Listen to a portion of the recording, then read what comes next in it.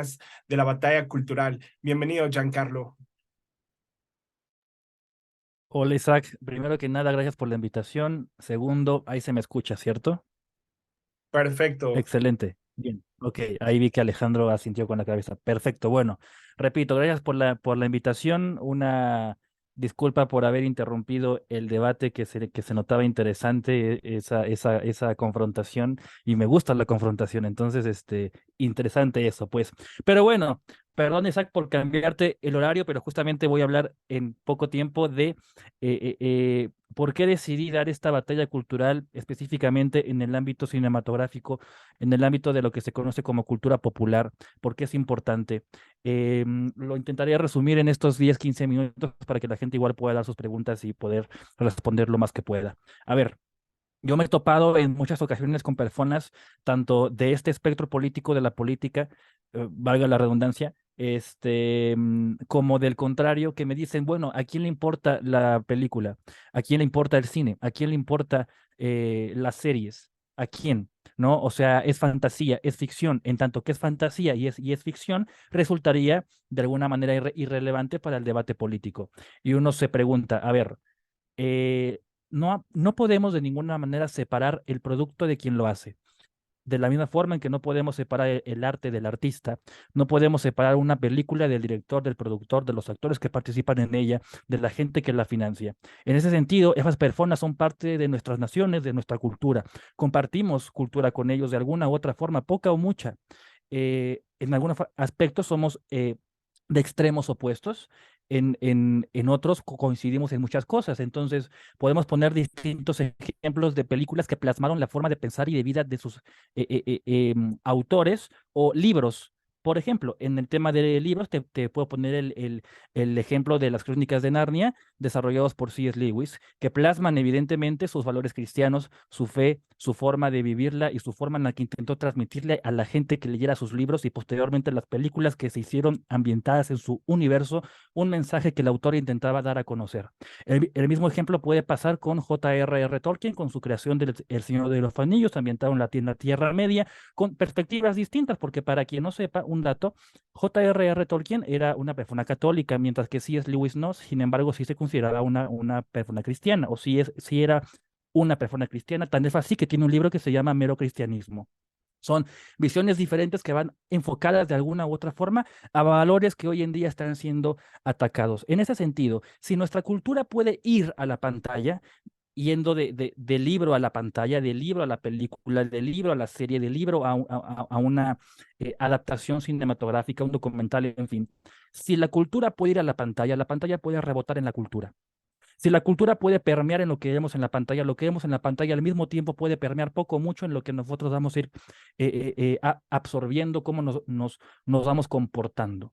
Te pongo un ejemplo muy rápido. La serie de El Juego del Calamar. Quien haya visto esa serie sabe que los personajes son bastante icónicos en su apariencia, los disfraces, y que eso automáticamente repercutió en, en poner una moda en épocas de Día de Muertos, Halloween, y veíamos por las calles niños disfrazados de esa serie. Lo que vemos en el cine no solamente se limita a la pantalla, lo que vemos en el cine va a los videojuegos, va a la industria del entretenimiento en cuanto a juguetes. Por ejemplo, Mattel ahora con la película de Barbie, que también se inspira en la muñeca popular o más popular de toda la historia en términos de mujeres, juguetes, muñecas, en fin. Entonces, en ese sentido, yo me doy cuenta que mucha gente no valora o no es consciente de la importancia de lo que se está transmitiendo a través de la pantalla y más aún de los medios de difusión masiva, que son armas de difusión masiva que pueden ser utilizadas para el bien o para el mal. Como una película puede inspirarte, como una película puede hacerte cambiar de opinión, como una película puede transmitir un mensaje tan poderoso como por ejemplo Sound of Freedom, producida por Eduardo Verástegui, que por cierto en estos días en la semana va a tener una entrevista exclusiva en mi canal de YouTube hacia los protagonistas que voy a hacer justamente como una hora. Eh, Esa película toca un tema interesante, que es la trata y la explotación sexual infantil.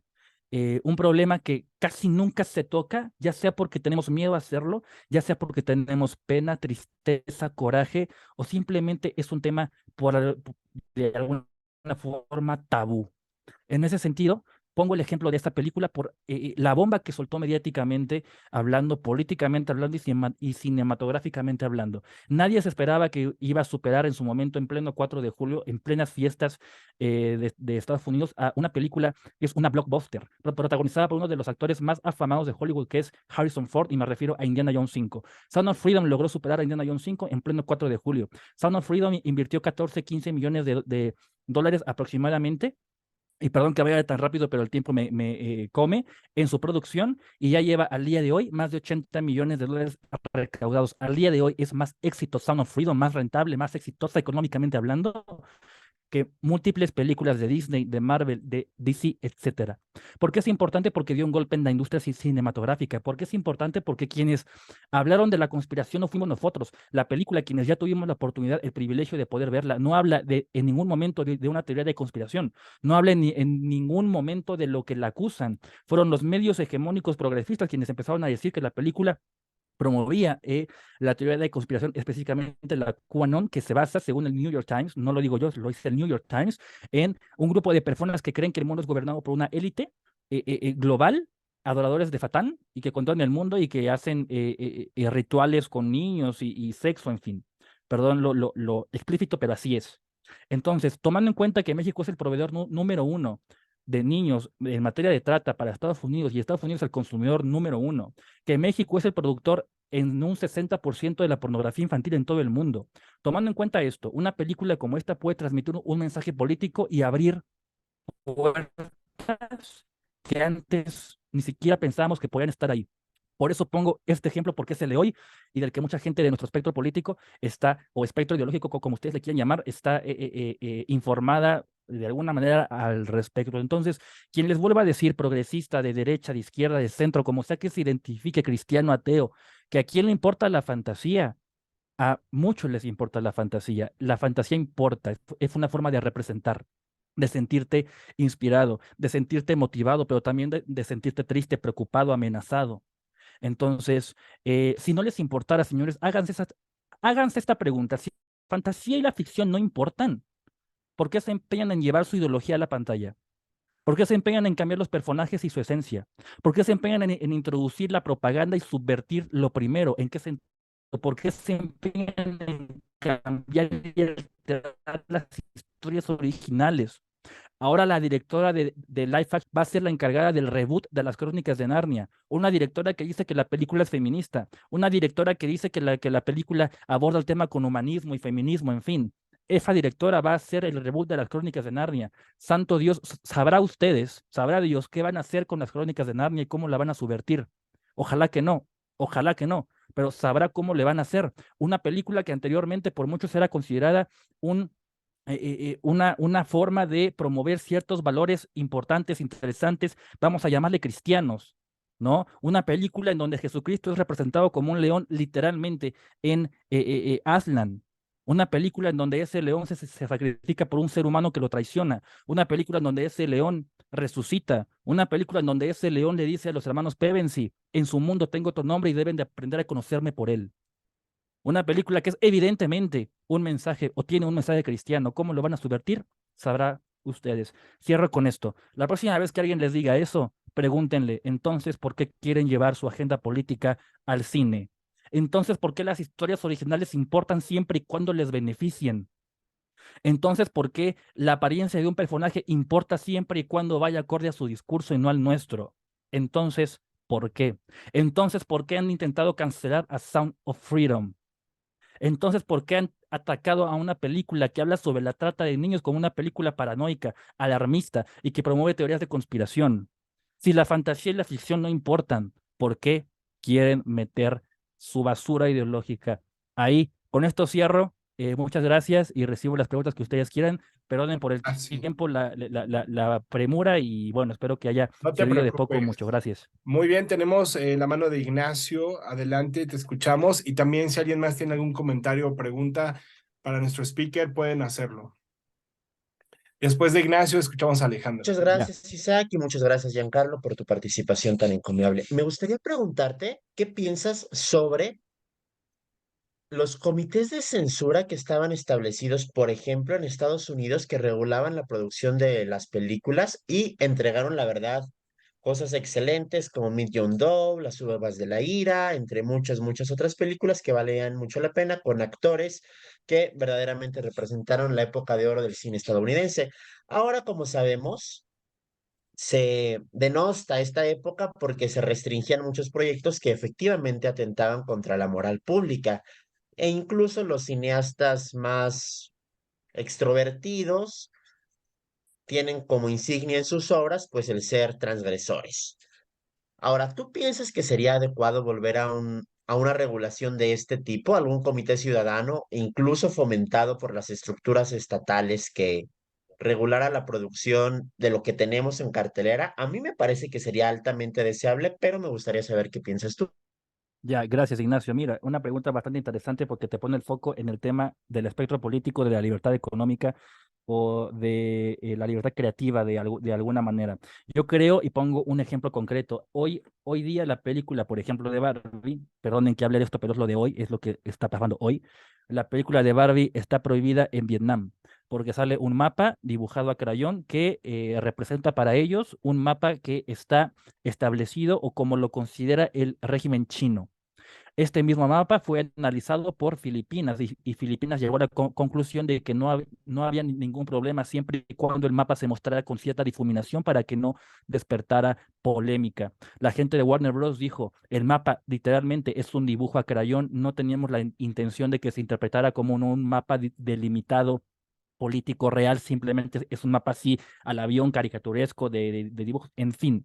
¿Por qué te digo esto? Porque los comités de censura, porque las formas en las que obligan a ciertas películas a hacer lo que quieren, existen y te voy a decir por qué y por qué no creo que sea al menos de la mejor forma hacerlo por medio del aparato coercitivo del Estado.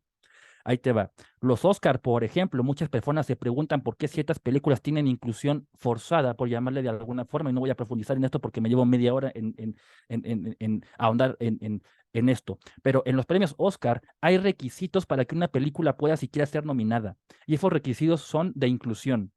Entonces también hay que profundizar y ver por qué un director mete personajes que nos parecen de inclusión forzada. ¿Lo hace porque está convencido de eso? ¿O lo hace porque es la única forma en que puede llevar la película a ser múltiple premiada en los premios Oscar? Ahora bien, yo sí creo que debería de haber cierta regulación en materia de quién puede ver y quién no puede ver una película en función de la edad. Yo no tengo ningún problema con que me hagas una película de propaganda LGBT. El problema está cuando me dices que pueden entrar niños menores de 10, 14, 15 años.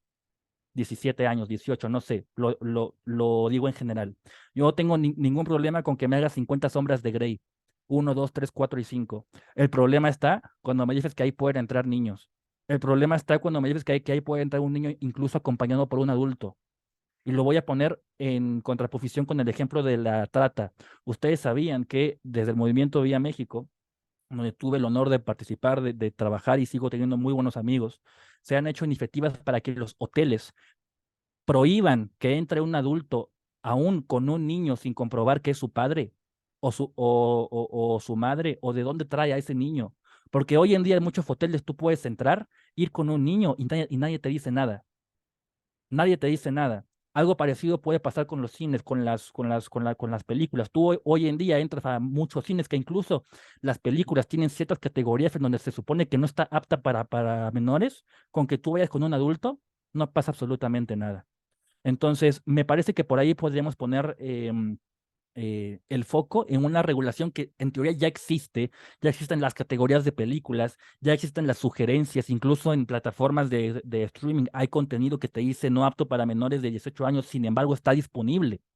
¿No? Eso ya sería opción de los padres. O sea, tampoco vamos a esperar que las plataformas de streaming nos resuelvan la vida, ¿cierto? Para eso existe el control parental, para eso existen las cuentas de YouTube Kids, de Netflix para niños, en fin, que aún así, repito, hay que echarle el ojo. Entonces, sí estoy a favor de una categorización, de una regulación, pero la verdad que me frenaría en el sentido de cuando entra el Estado, y te voy a decir por qué. Porque así como el Estado puede prohibirte decir algo que no te gusta a ti, mañana lo van a hacer con ellos, mañana lo van a hacer con un cristiano como lo están haciendo el día de hoy. el día de hoy podemos nosotros tener el poder de prohibir cierto contenido. Mañana, quién sabe. Y cuando mañana, quién sabe, tal vez nos lo prohíban a nosotros. Entonces, prefiero que venga de la iniciativa ciudadana, de la conciencia de las personas, para poder llegar a tener un mundo ideal, aunque suene ficticio, ¿no? En donde Claro. podamos ya tener un poquito más de control de conciencia en ese tema de las películas. Gracias por la pregunta.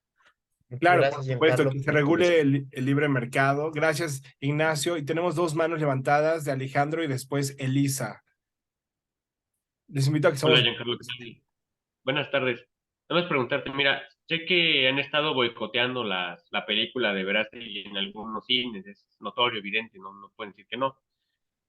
¿Tú qué propuesta darías? Porque, por ejemplo, el chiste es hacer bloque, ¿no? Estar con Eduardo en este sentido y en muchos otros. Entonces, ¿qué propondrías? Porque ya empieza a ser este ataque muy crudo, ¿no?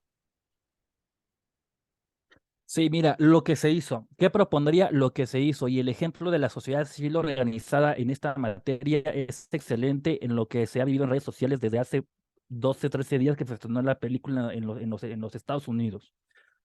No hubo un complot de la ultraderecha rancia más fascista de nuestros países como nos quieren hacer creer para ponerse de acuerdo para promover una película.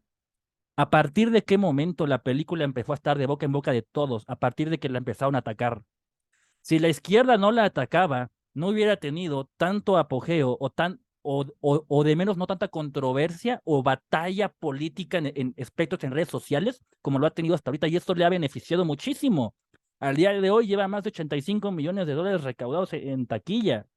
Entonces, fíjense con qué argumentos han atacado a Eduardo, a Tim Ballard, a Jim Caviezel. En el artículo publicado en The Guardian, decían que la historia de Jim Caviezel, que es la historia en la que se basa la película, bueno, no en su historia en general, sino en su vivencia específica en ese tema, estaba en duda.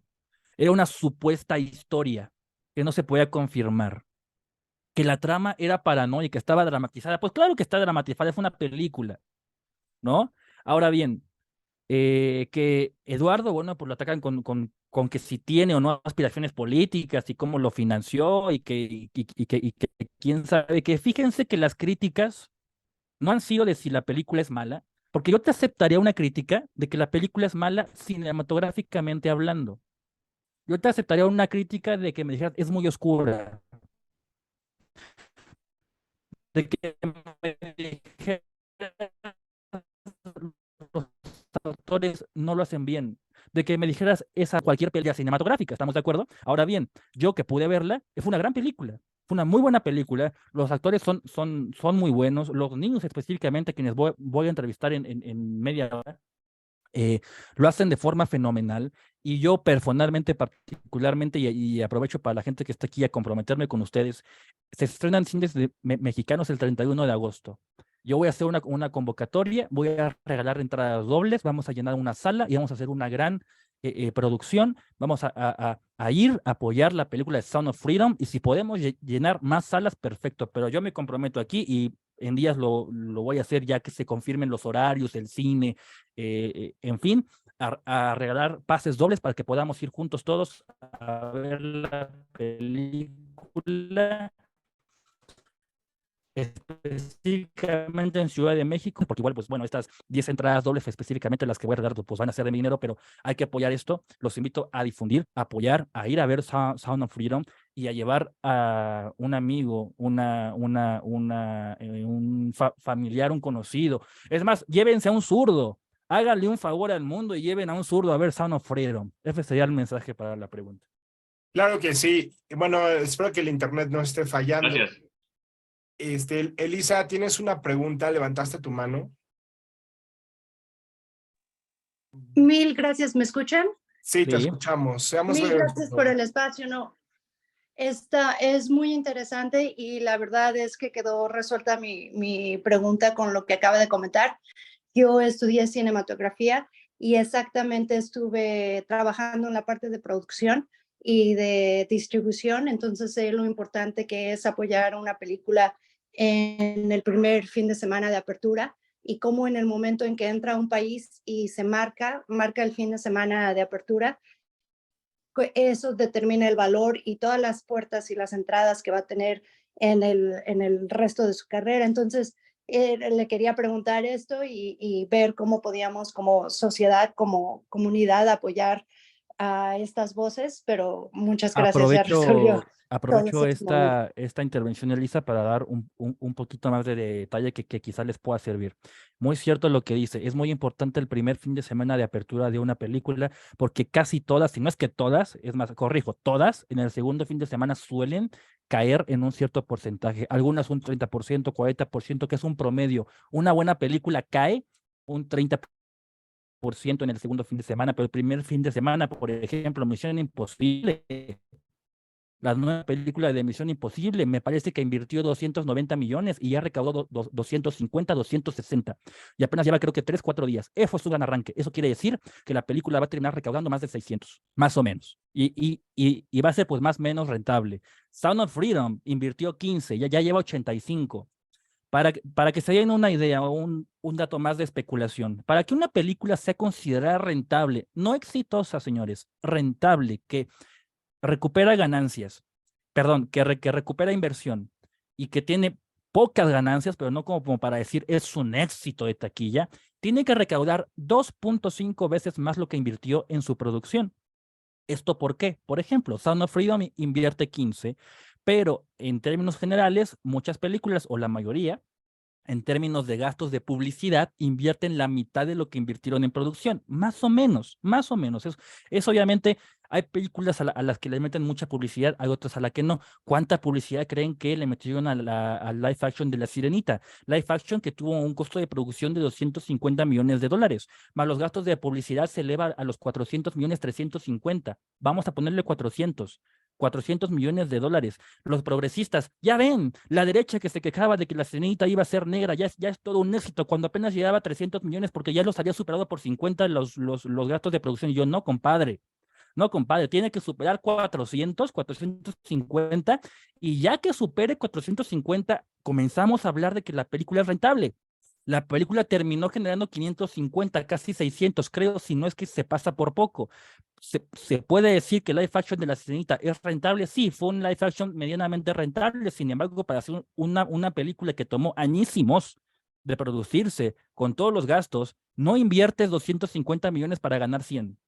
Perdón, no inviertas 400 millones para ganar 100 en 4 o 5 años.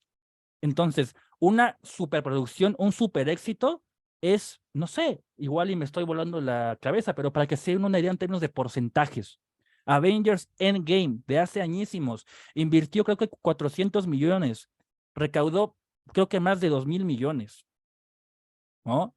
Entonces, habría que ver ese porcentaje, y en ese sentido, Sound of Freedom invierte 15, más publicidad, pónganle 25, y me estoy exagerando, señores, pónganle 25, ya lleva 85 millones.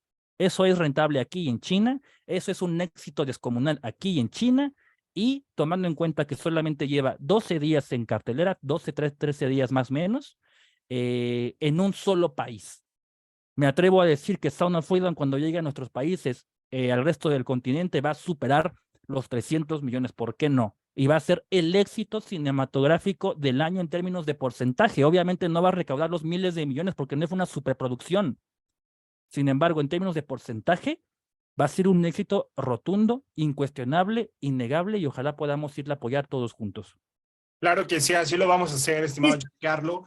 Y bueno, yo creo que es Disculpen, ¿puedo fundamental que decir algo recordemos. rapidísimo? Por supuesto que sí. Ya estamos por terminar, pero Perdón. adelante, Elisa, te escuchamos. Sí, rapidísimo, nada más. Yo vivo en Estados Unidos y específicamente en California. Yo creo que todos saben el ambiente. Y sí hubo el boicot en los cines sobre la película. Entonces, en el momento que uno se sale de la sala porque cierran el aire acondicionado o cualquier otra cosa, lo que pasa es que te regresan el ticket de la película o no te lo regresan, y hay que exigir el ticket antes de salirse de la sala. Si no, ese dinero se lo dan a otra película. Entonces, si lo hacen en México, y específicamente yo sé cómo Cinépolis trabaja, tienen que pedir que les regresen el ticket de la misma película adentro de la sala, sin salirse al pasillo. Y ya, esa era la intervención. porque aquí se Gracias. dio, aquí te quitaron el dinero de la película, si no yo hubiera hecho más. Sí, claro que sí, Gracias, Elisa. Elisa. Gracias. Efectivamente, ha sido todo un éxito la película de Sonidos de Libertad en Estados Unidos de América. Sí la vamos a apoyar, pero lo más importante es que esta es una historia basada en hechos reales de un ex agente de la CIA que se dedicó a salvar a niños en Colombia, y también estos niños provenían de distintos países de México y de Centroamérica, y también incluso de México. Es un tema terrible porque hoy solamente en México desaparecen 55 niñas y niños diariamente, de acuerdo a cifras oficiales, y muchos de estos niños son utilizados para fines de explotación sexual infantil, y precisamente ese es uno de los principales causas sociales que nos une a las organizaciones que nos sumamos al movimiento Viva México para defender y proteger a la niñez de México y del mundo, porque como dice el eslogan, o se dice en la película, los niños de Dios no están a la venta. Y te agradecemos, Giancarlo Portillo, que te hayas dado el tiempo de acompañarnos en este foro virtual de la Nueva Derecha.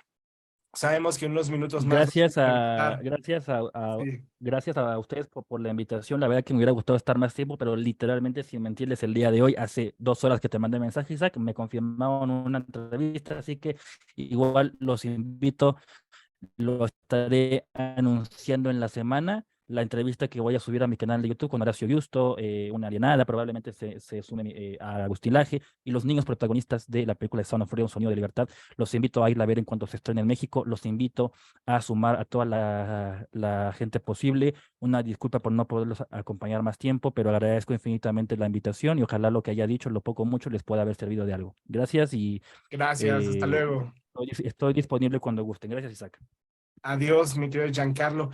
Y pues bueno, definitivamente la causa provida es 360 grados. También se trata de proteger a las niñas y niños cuando ya nacen, que tengan una primera infancia adecuada, con las condiciones para poder vivir su vida en paz y en todas las manifestaciones. Y para hablar también de uno de estos temas de política, tenemos a Frida Espinosa, que es directora de JUVI.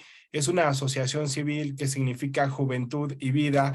Además, Frida Espinosa es una activista social e influencer en estos temas, así que le damos la bienvenida a este foro virtual. Y quiero recordarles que este es un evento organizado desde el equipo de la vicepresidencia de COIFAL, es decir, la Coalición por la Vida, la Familia y la Libertad, cuyo principal objetivo del evento es ser un espacio de diálogo, de intercambio de ideas, de debate público. Hemos invitado a distintos liderazgos pro vida de toda la República Mexicana, precisamente para intercambiar nuestras experiencias, y cada uno trae su tema, como pueden escucharlo, pero este es un espacio de libertad de expresión, y en este sentido te damos la bienvenida a Frida Espinosa. Hola, gracias Isaac. Oye, nada más antes de empezar, me dijo Yola que está en sala de espera. No sé si la puedas aceptar, porfa. Sí la aceptamos, pero creo que se salió. Bueno, muy bien. Pues bueno, hola a todos. Gracias por la invitación. Y justo lo que yo quiero hablar en estos 15 minutos que tengo oportunidad ha sido un tema que ha despertado muchísima polémica, yo creo, sobre todo de nuestra parte, que son las elecciones del 2024, qué debemos hacer, cómo deberíamos de votar. Y yo, aclaro, no estoy aquí para decirles esto es esto y tienen que hacer esto, y porque obviamente el voto es libre y secreto. Yo más bien quiero dar un poco de luz para hacer un discernimiento correcto hacia las elecciones del 2024, ¿no? Este documento que les enseño aquí es, bueno, el que está compartiéndonos Isaac, es un documento que hace una asociación que se llama Voto Católico, muy, muy bueno, que ellos literalmente siempre, cada vez que hay elecciones, comparan las posturas que tiene cada candidato sobre nuestros temas. ¿Le puedes bajar tantito, por favor, a donde están los candidatos del Frente Amplio? Ahí está. Bueno, primero, solo quiero enseñarles esto rápidamente por si no han visto este documento. Aquí aparece cuáles son los candidatos que están más hacia nuestros temas. Evidentemente, bueno, cabeza de vaca es uno de ellos, que los puntitos verdes son los que están con nuestros temas, los rojos son los que no, los amarillos son los que más o menos y los grises son los que aún no se sabe información. Por lo menos cabeza de vaca tiene derecho a la vida, dignidad humana, temas de familia, temas de adopción, educación integral, libertad religiosa, está en contra de las drogas y todos los demás están todavía en que falta información. Él es uno de los que, como pueden ver, de manera objetiva, va mucho hacia nuestros temas. Seguimos con Grill, que no, él se ha dicho abiertamente de izquierda, así que ya ni voy a mencionar qué es todo lo que dice, pero bueno, lo que sigue, por favor. Bueno, también Xochitl, que a ver, aquí yo no vengo a decir mentiras, esto es el análisis objetivo. La gran mayoría de los puntos están en rojo. No temas de derecho a la vida, ella ha votado a favor de temas de aborto, no temas a favor de familia, no temas a favor de la adopción, obviamente hablando de que pues adopción entre hombre y mujer, no, ella ya se está metiendo en temas de adopción homoparental, tampoco en temas de educación integral, dejando de lado la ideología de género, tampoco está en contra de las drogas, tampoco está en contra de las terapias de conversión, más bien está en contra de las terapias de conversión y también pues trae muchos temas de género y la identidad sexual. Entonces, que quede claro que Xochitl, por lo menos para ser una candidata desde la postura conservadora, no lo es. Otra persona que a mi parecer es muy buena opción es Ignacio Loyola. Él fue gobernador de Querétaro, es panista y pues abiertamente en todos nuestros temas, como pueden ver, derecho a la vida, dignidad humana, familia, adopción, educación integral, libertad religiosa, objeción de conciencia y también terapias de conversión. Y bueno, José Luis Preciado, pues ahí más o menos, o sea, ya entre Ignacio Loyola y Cabeza de Vaca son los que van más o menos a nuestros temas. Si quieres ya puedes quitar la proyección, por favor, Isaac, porque ya los demás, pues son personas que no se sabe información, que no están a favor, que ni siquiera, pues tampoco han sido tan relevantes en medios o de plano ya van de Morena. Y de Morena. Muy bien, ahora, ¿perdón? ¿No ibas a mostrar de Eduardo Verástegui? Ah, perdón, tienes toda la razón. Sí, también está Eduardo Verástegui, por ahí pues ya no hay mucho que decir, ¿no? Todo está en verde. Entonces, si se llegara a lanzar como independiente, o sea, no existe una de esas cosas en las que no esté a favor y por las que no tendría que existir una disonancia entre votar por él o no. Si nos decimos conservadores y si nos decimos católicos, sobre todo, ¿no? Ahora, quiero, una vez dicho esto y una vez enseñándoles esta evidencia objetiva, sí me gustaría partir de esta reflexión. El voto tiene una carga enorme de responsabilidad porque sí nos hacemos de alguna forma y hasta cierto nivel responsables del impacto de las decisiones que las personas cuando llegan al poder toman. Es decir, he visto muchos de estos comentarios de personas que están en la causa pro vida y aquí no estoy juzgando a nadie, solo estoy diciendo lo que yo he visto, de personas que dicen es que, ok, o sea, Xochitl está a favor del aborto, pero pues no sé, hay que sacar a Morena, ¿no? O sea, si Xochitl llega al poder y cuando esté en el poder mete temas de aborto, ideología de género y todo lo que nos ha metido ya Morena, de alguna forma nosotros le vamos o los que voten por ella, le van a permitir que tome ese poder para hacerlo. O sea, y van a tener una carga de responsabilidad por eso. Así como si alguien vota por Morena y dice, no, yo soy pro vida, pero a mí ya odio el PRI y al PAN, y entonces prefiero que llegue un cambio que es Morena, bueno, o sea, Morena, si lo hacen, y todas las iniciativas que hasta ahorita han lastimado a nuestro país también tienen una carga de responsabilidad por eso. Se ha dicho mucho en el tema de que hay que buscar el mal menor, pero yo creo que aquí, y lo voy a decir así, tenemos que cambiar ese chip de buscar el mal menor por buscar el mayor bien posible. Y el mayor bien posible siempre va a ir de la mano de los valores. Primero aquí diría de los valores de la moral cristiana, y lo digo así independientemente de que alguien sea o no católico, porque la moral cristiana es un pilar fundamental y fundante de la sociedad occidental. De ahí también parte toda nuestra sociedad occidental. Entonces, los valores de la moral cristiana nos ayuda a tener una brújula ética hacia dónde se van o no nuestras decisiones. Y aquí no se puede ponderar entonces primero los males menores antes que los bienes mayores. Tenemos que aprender también a ponderar los valores que nosotros como conservadores, como católicos, como cristianos, todos los que estamos de este lado, defendemos. Y el primer valor que no se puede mover, por más que digan, sí, es que Morena o es que lo que sea, o sea, van a sacar a Morena, es el derecho a la vida y la protección a la dignidad humana. Y muchas personas pueden decir, es que a veces es insuficiente, ¿no? A veces puede parecer insuficiente de que con que un candidato, no sé, Eduardo Verástegui, se diga a favor de la vida y de la familia y lo que sea, a veces es insuficiente con un tema de la realidad política, o es insuficiente con un tema de economía, o es insuficiente con la educación. Pero si somos objetivos y si tomamos en cuenta cómo se ponderan los valores, si se parte de la dignidad humana, idealmente todo iría girando hacia el fin, hacia el bien común, ¿no? El fin siempre sería obtener el bien común. Y este bien común impactaría para la economía, para la educación y para todos los ámbitos sociales. Porque si al contrario, una persona que está en el poder y lo que primero rechaza es la dignidad humana, lo que primero rechaza es a los más vulnerables, eso nos deja toda la evidencia de que en los demás ámbitos sociales va a ser lo mismo.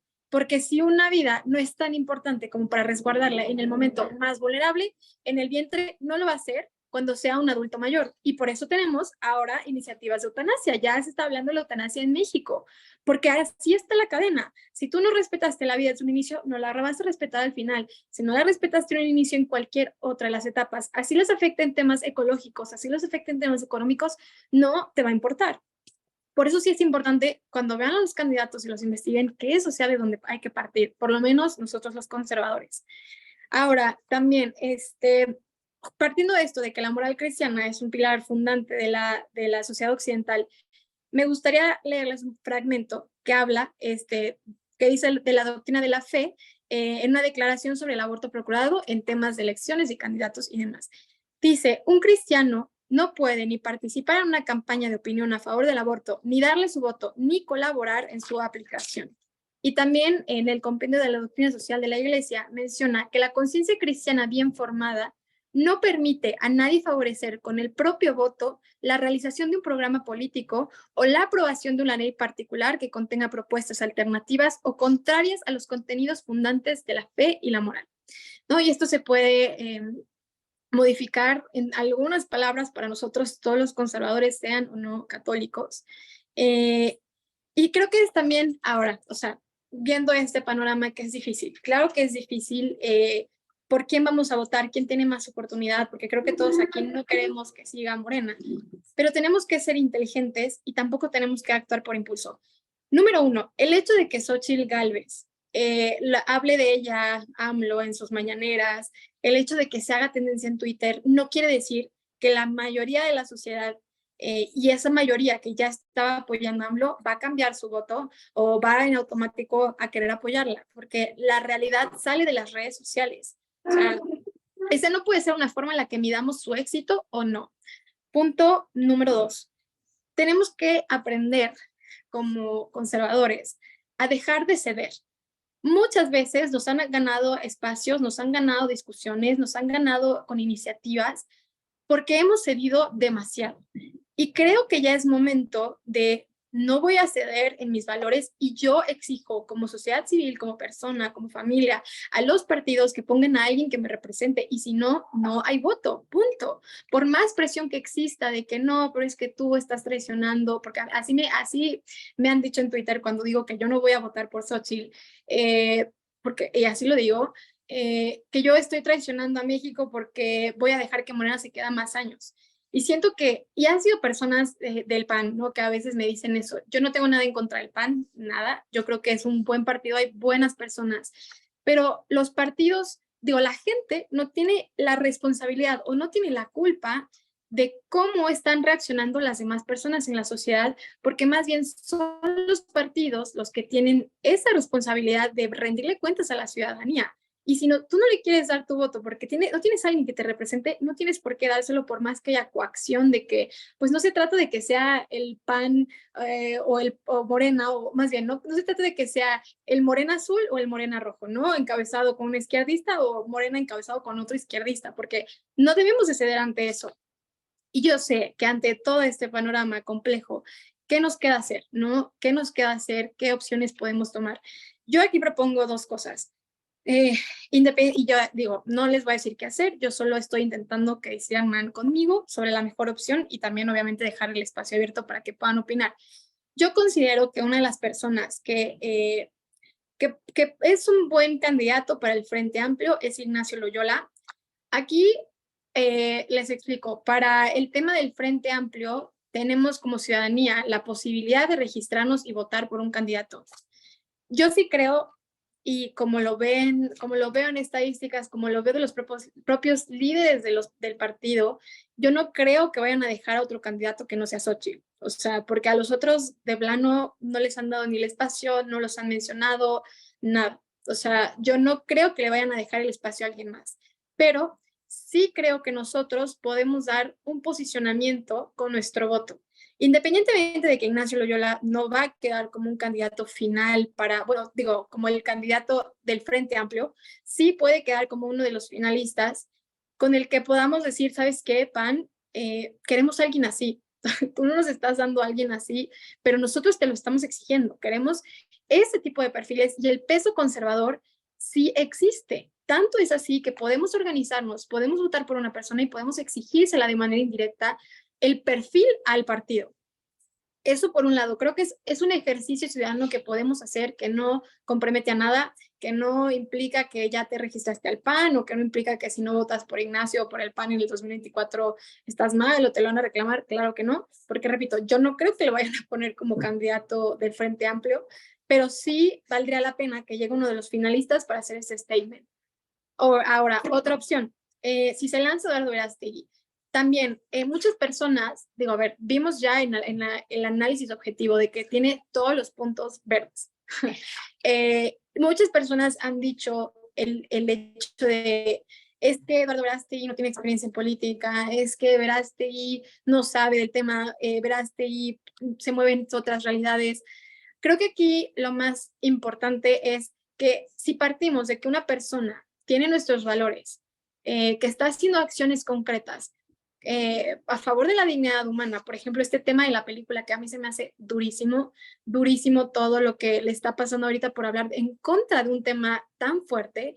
Si tenemos una persona así con la posibilidad de representarnos en el poder, todo lo demás va a ser coherente, porque Eduardo Verástegui obviamente no va a poner en alguien en economía que no sepa, que sea un experto o que vaya a hacer daño a México, porque ese no es su principio, o sea, en eso no se basan sus convicciones ni sus valores. Entonces yo creo que aquí, y digo, ningún candidato hasta ahorita, ni Xochitl, ni Ignacio, ni de los de Morena, han dicho abiertamente quiénes van a ser sus equipos, porque todavía siguen pues peleándose por el lugar dentro de sus propios partidos.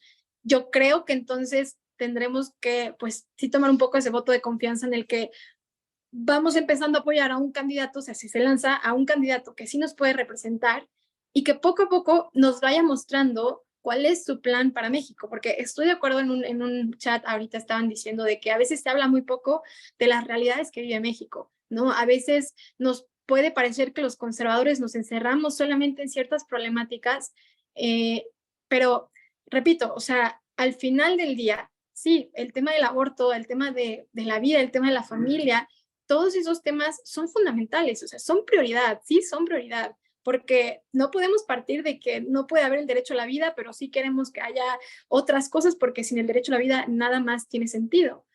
O sea, sí tenemos que tener eso claro, pero obviamente también tenemos que ser capaces de ver el todo. Y en este todo tenemos que adentrarnos en las realidades de todos los mexicanos. Sí, temas de pobreza, sí, temas de alimentación, sí, temas de trata de personas, temas de violencia, pero todo va de la mano en un mismo proyecto, ¿no? Que se basa en la dignidad humana.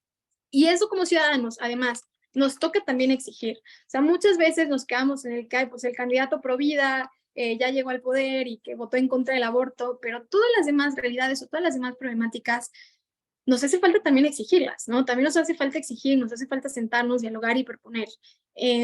Creo que es un panorama bastante complejo, bastante difícil, y que incluso me atrevería a decir que si en el 2024 vuelve a ganar Morena, pero podemos obtener una fuerza de sociedad civil organizada, con las miras hacia un gobierno que sea conservador, pues podemos armar un plan a largo plazo, ¿no? Pero ya una vez que se lance un candidato, vemos qué tantas posibilidades tenemos reales y cuántas no.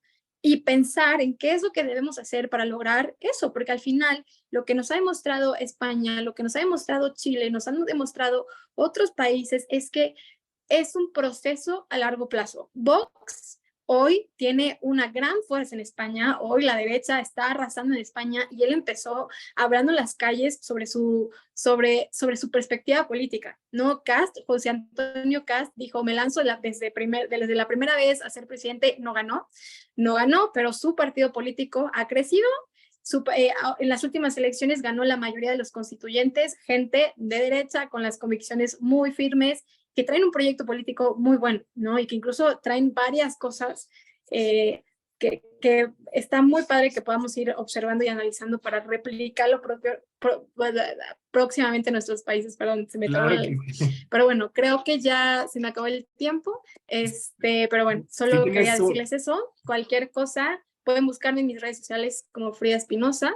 Y pues estoy a la orden porque creo que vale mucho la pena que sigamos discerniendo, sigamos debatiendo estas ideas y pues al final tomemos la mejor decisión para México en el 2024. Así es, mi estimada Frida, muy interesante tu ponencia. Igual, si tienes 5 minutos, si alguien tiene alguna pregunta para ella, algún comentario, este es el momento en el que pueden alzar su mano virtual y con gusto. José Manuel, ¿tienes una pregunta? Ignacio tiene una pregunta, acaba de levantar su mano, después Ricardo Reyes. José Manuel aplaudió, es lo que veo. Adelante. Muchas gracias, Isaac, y muchas gracias, Frida, por tu ponencia. Veo que nos compartiste un documento muy interesante sobre los precandidatos presidenciales. Me gustaría saber si existe algo similar en los congresos estatales. Ya antes se ha comentado aquí que es ahí precisamente donde perdemos el terreno más importante, porque son las legislaturas locales las que deciden los cambios a los códigos penales de la entidad o a las constituciones locales, en las que se termina por legislar en contra de nuestros temas.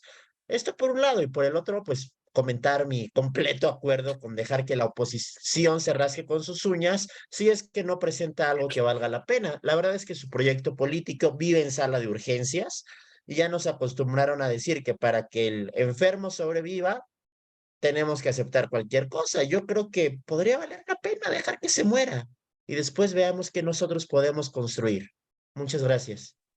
Sí, Ignacio, sí. De hecho, estas plataformas, acuérdense, Saber Votar y Voto Católico siempre hacen un análisis para todas las candidaturas, ya sea en temas de elecciones federales, para diputados locales, de todo. Siempre están, los pueden buscar. Yo ahorita, si alguien está en algún grupo de WhatsApp conmigo, seguro sí, pongan, yo quiero el documento y se los mando, el que les compartí. Ahora, otra cosa, yo también estoy de acuerdo en el que sí vale la pena hacer el statement, ¿no? Es este mensaje con Ignacio Loyola de si apoyamos y si no, que se muera el partido. O sea, poco a poco, algo que pasó en España y que creo que nos da a todos un buen aprendizaje es que cuando Vox empezó a ganar fuerza, el partido que era de derecha, que es el PP, en su momento empezó a flaquear igual, empezó a meter temas de aborto, temas de eutanasia, pero cuando se dieron cuenta que Vox agarró fuerza en España, dijeron, no, hay que regresar a los valores que teníamos. Muchos empezaron a salir de allá para irse a Vox y lo empezaron a apoyar y ahora regresaron a la postura que tenían antes. Ya dejaron de ser centro-izquierda, ahora están más hacia la derecha. Y gracias a ellos y a Vox está ganando la derecha en general. O sea, yo creo que el PAN, o sea, digo, a ver, obviamente no me gustaría que se desvaneciera y ya la gente que está ahí ya se perdiera, claro que no, pero creo que sí hace falta algo así. O sea, que alguien les recuerde que si no tienen ese proyecto, no nos van a tener a nosotros y no van a tener nuestro voto. Y si nuestro voto, no van a poder lograr lo que quieren, que es sacar a Morena. Punto. No cedamos ante eso. Pero bueno, Gracias, yo les paso Frida. ese documento. Adelante Ricardo y después Juan Manuel. Y con eso espero terminar. Hola, buena tarde. Coincido parcialmente porque, bueno, yo comentarles, yo soy panista, milito en el PAN, soy consejero estatal del PAN en Puebla. yo creo que estoy en el PAN, pues, porque realmente no hay otra opción política donde podamos hacer política con los principios y valores. También coincido y les comparto que dentro del PAN se da la batalla, ¿eh? Es decir, también hay progres dentro del PAN y sí damos la batalla muy férrea y muchas veces nos cuesta candidaturas, nos cuesta discriminación, nos cuesta bastante. Pero yo creo que el movimiento conservador tendría mayor fuerza si empezamos a pensar en los municipios. Es decir, si nos vamos a los municipios y no en la parte de la parte alta del país, en redes sociales, que son muy buenas, pero gran parte de los municipios somos conservadores sin saberlo. Yo así se los digo. Yo soy de un municipio que se llama Izúcar de Matamoros, que tiene 82,000 habitantes, que la mayoría vamos a misa, que estamos en contra de eso, pero por moda no lo decimos o no lo hacemos. Y también porque no encontramos un eco de participación política que nos permita sacar candidatos a presidentes municipal, porque primero tenemos que ganar secciones electorales, bueno, primero casillas, luego secciones electorales y luego municipios, para poder ser una fuerza electoral realmente importante. Creo que ahí tendría que ser el trabajo y también creo que en lo personal yo de pronto me siento solo porque incluso los párrocos y grupos católicos de aquí del municipio como que se quedan en esa división de decir, no, yo no me meto en política, yo no me meto en grilla porque es mala. Entonces creo que debemos quitar esa división de sociedad civil y políticos. Al final del día son dualidades que tenemos, todo ciudadano es político por naturaleza, pero tenemos que orientarlo hacia una acción política, pues como lo hemos comentado, basada en el ser humano como acción, como centro de toda acción política, ¿no? Muchas gracias. No, gracias por tu comentario, Ricardo. La verdad, sí tienes razón. Yo creo que bueno que das ese punto. A veces se descuida el tema municipal, ¿no? Y creo que AMLO estuvo tantos años cabildeando alrededor de México, yendo a los municipios más pequeños, a los más pobres, que fue de ahí donde logró su voto, ¿no? Y que por eso o sea, México tiene tantos valores conservadores que el mismo AMLO no se atreve a decir ciertas cosas progresistas en público, porque justo haría que esas personas o sea, que tienen valores conservadores, principios conservadores, les hiciera un cortocircuito lo que está diciendo ese presidente, ¿no? Yo creo que es muy bueno. Yo también creo que al final la clave es la participación ciudadana. Tienes toda la razón y creo que pues cada vez más todos los que están aquí de sociedad civil hay que saber colaborar y arropar a las personas que están dentro, que sí te dan nuestros valores, ¿no? Porque, como digo, hay espacios que se han tomado, que los han tomado los progres, pero hay otros espacios que todavía tenemos buenas personas y hay que ayudarlas, pero vuelvo a reiterar, creo que debemos de ser capaces de dar este mensaje claro para estas elecciones de necesitamos a alguien así, ¿no? E internamente necesitamos que gente, que los mismos del partido puedan apoyarlos y puedan impulsarlos. Pero eso solo se va a lograr con una presión ciudadana que se pueda demostrar, ¿no? Pero totalmente de acuerdo. Juan Manuel, sí, adelante. Gracias, Frida. Voy a hacer rápido, voy a leer un mensaje que yo estoy reenviando a líderes de la sociedad civil organizada. Como antecedente, en México el sistema político dice que todos los mexicanos podemos ser votados, pero esto es a través de los partidos y los partidos están reacios a abrirse a la ciudadanía. Pero hay dentro de la misma ley, en el párrafo segundo del artículo 35 de la Constitución, un espacio para que los candidatos independientes se puedan registrar. Les voy a leer lo siguiente. Si algunos de ustedes deciden hacer una diferencia en su distrito electoral y trabajar por encontrar a un ciudadano y vecino sin escándalos ni actos pasados que esconder, que acepte para proponerlo como candidato independiente al Congreso de la Unión, como diputado o senador independiente, entonces les voy a ahorrar algo de esfuerzo. Ya les acabo de pasar a ustedes aquí en este chat una liga del INE donde viene todos los requisitos necesarios para las candidaturas independientes, las cuales también cuentan con financiamiento del propio INE. Todo esto comienza con una constitución de una asociación civil especial, no como cualquier otra, la cual será responsable de rendirle cuentas al INE de los recursos recibidos. Lean todo lo que les estoy dando en esta liga, infórmense y si desean hacer una diferencia sin depender de los partidos, estamos viendo que los partidos son duros y no quieren soltar, tienen su cuota de poder ellos. Entonces, láncense a la acción. Si queremos ver un verdadero cambio de rumbo en nuestro país, Debemos iniciar el cambio por nosotros mismos. Yo cuando oigo hablar católicos, yo digo, vas a misa todos los días, rezas el rosario, te encomiendas a la Virgen, te encomiendas al Espíritu Santo para que todo lo que hagas y digas, porque hablar y hablar y hablar, yo pienso que tenemos que ser congruentes. Debemos iniciar el cambio por nosotros mismos, parar de quejarnos, dejar de criticar, porque la crítica es una energía de baja vibración y atrae las cosas que no queremos. Si yo cambio, estoy convencido que puedo cambiar a México. Ya, igual que tú, Frida, es hora de actuar y hacer que las cosas pasen. Entonces, este amigo que acaba de hablar nos decía que él está picando piedra desde adentro, pero llevan muchos años, muchas gentes como él, queriendo cambiar a los partidos. El mismo Gustavo Madero quiere hacer que se abra el PAN y el PAN está reacio a que nosotros, como tú, Frida, que digamos, queremos que Frida sea uno de los candidatos, acéptala, regístrala. No va a querer. Va a decir, yo tengo mis propios candidatos. Oye, queremos que Isaac Alonso nos convence.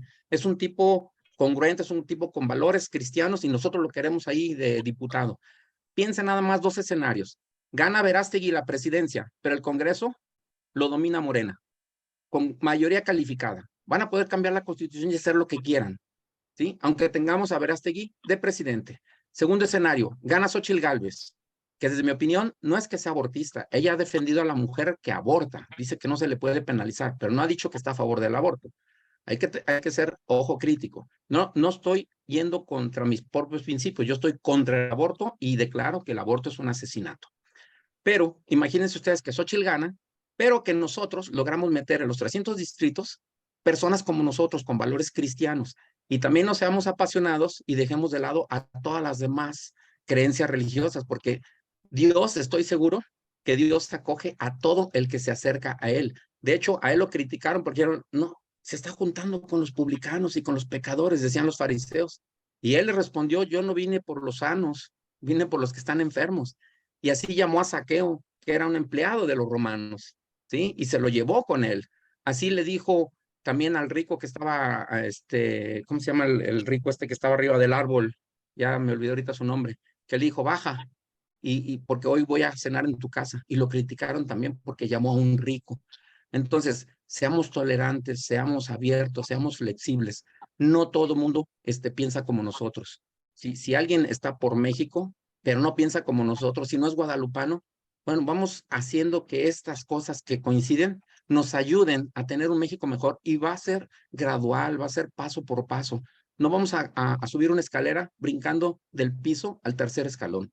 Si sacamos a Morena, ya nos discutiremos con quien gane la presidencia y le diremos, queremos educación sexual verdadera, con la teología del cuerpo de Juan Pablo II en las escuelas.